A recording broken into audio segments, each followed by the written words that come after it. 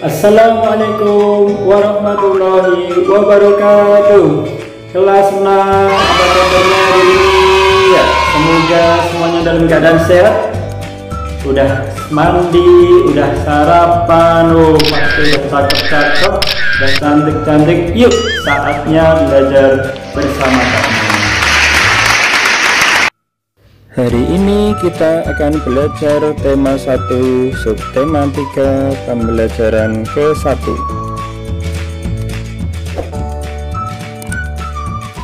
Berikut ini adalah tujuan pembelajarannya. Ada 3 muatan, yaitu bahasa Indonesia, kemudian IPA, dan IPS. Adik-adik, ada yang pernah pergi ke kebun binatang? Ada apa saja di sana? Iya, tentunya banyak sekali satwa atau hewan yang ada di kebun binatang. Ada rusa, gajah, terus singa, burung, dan banyak lagi yang lainnya. Dari semuanya itu ada beberapa hewan yang langka.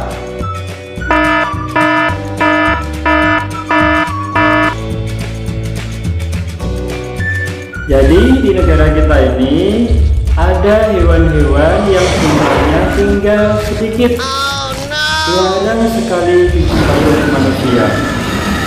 Bahkan beberapa di antaranya harus dilindungi oleh pemerintah. Nah, itulah yang disebut hewan langka, terancam punah.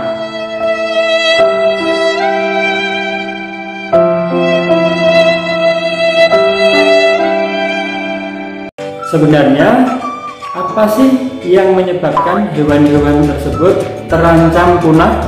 Yuk kita cari tahu. Di Indonesia ada banyak hewan yang dilindungi, di antaranya badak bercula 1, habitatnya di ujung kulon. Selanjutnya adalah harimau Sumatera.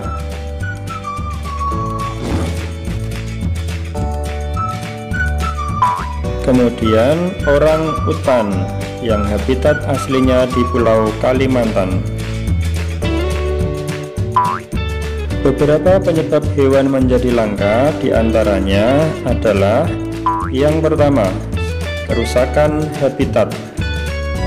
Jika tempat hidup hewan tersebut rusak, maka hewan tersebut akan kesulitan bertahan hidup dan lama-kelamaan akan mati. Berikutnya, polusi atau pencemaran lingkungan. Pencemaran baik itu di udara, di darat maupun di air dapat menyebabkan hewan-hewan menjadi mati.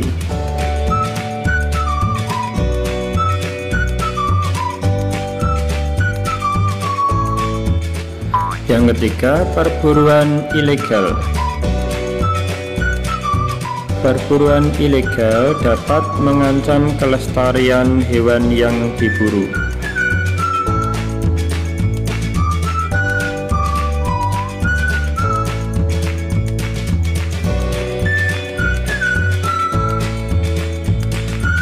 Apa saja upaya yang dapat dilakukan untuk melestarikan hewan langka? Yaitu melakukan penangkaran, membuat suaka marga satwa, menangkap pemburu liar, mendidik masyarakat, dan menjauhkan pemukiman dari habitat hewan.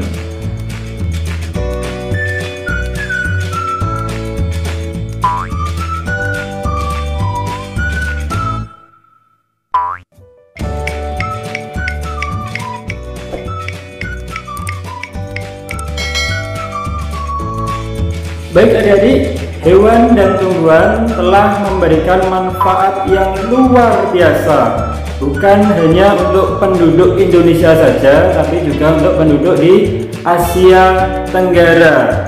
Kondisi geografis yang hampir sama tentunya membutuhkan aturan-aturan juga kesamaan pemikiran agar masyarakat di Asia Tenggara dapat hidup berdampingan dengan alam, kemudian memanfaatkannya, dan yang pasti harus ikut melestarikannya. Fakta politik negara-negara Asia Tenggara. Berikut ini adalah sistem pemerintahan negara-negara di kawasan Asia Tenggara. Brunei Darussalam adalah negara yang berbentuk kerajaan atau kesultanan.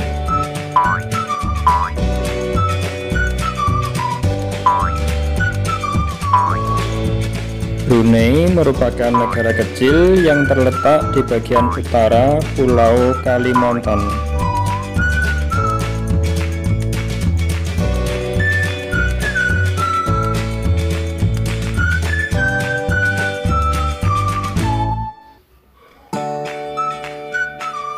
Kamboja, negara berikutnya yang juga berbentuk kerajaan.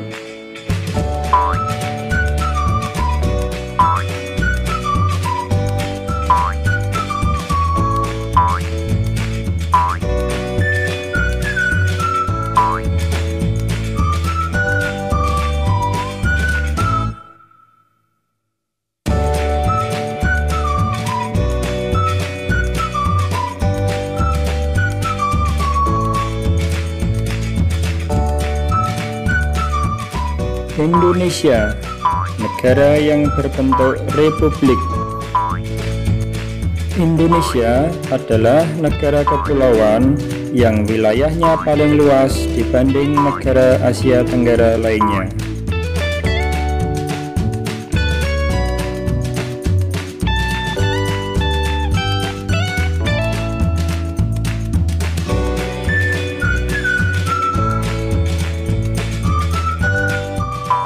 Laos merupakan negara yang berbentuk republik. Laos adalah satu-satunya negara di Asia Tenggara yang tidak mempunyai laut.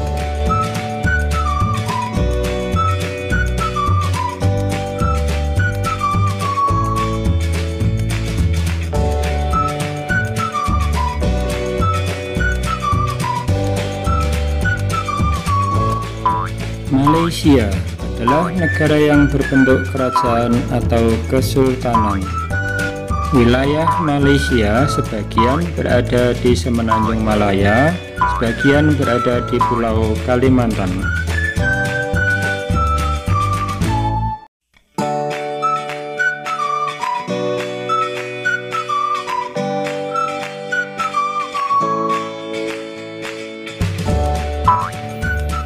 Negara Myanmar adalah negara yang berbentuk republik.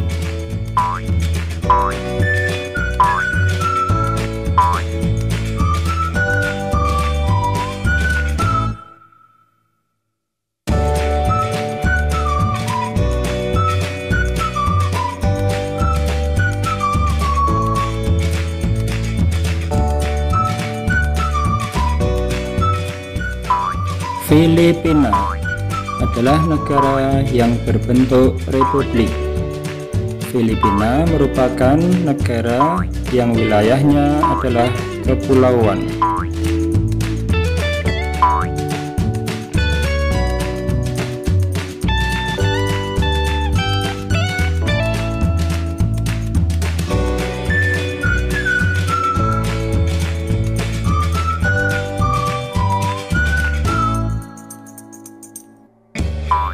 Singapura, negara yang juga berbentuk republik.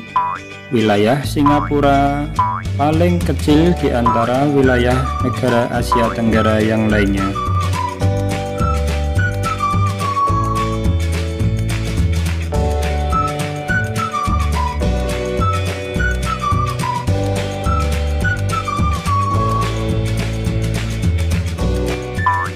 Negara Thailand merupakan negara yang berbentuk kerajaan.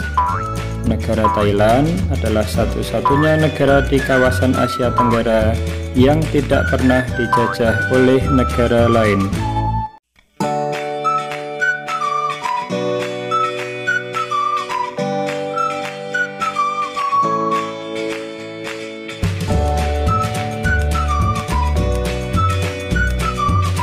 Selanjutnya adalah negara Vietnam. Negara Vietnam berbentuk republik.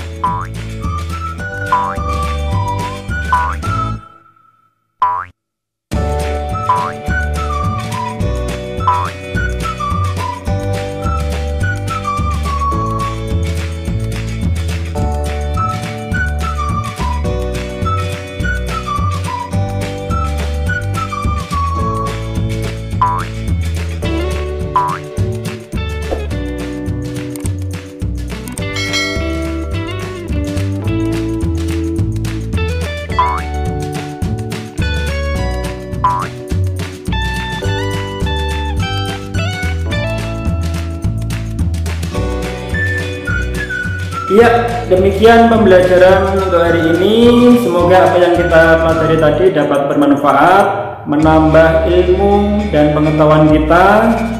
Sekian, wassalamualaikum warahmatullahi wabarakatuh.